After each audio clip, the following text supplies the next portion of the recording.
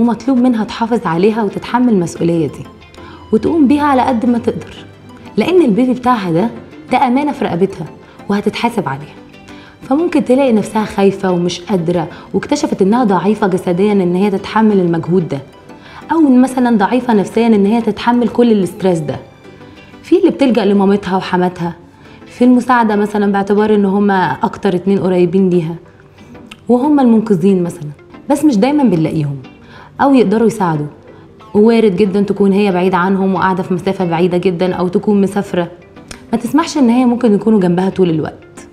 المسؤولية كمان بتزيد لما تكون الزوجة بتشتغل، لأن مطلوب منها إن هي توفق بين البيت وبين الشغل.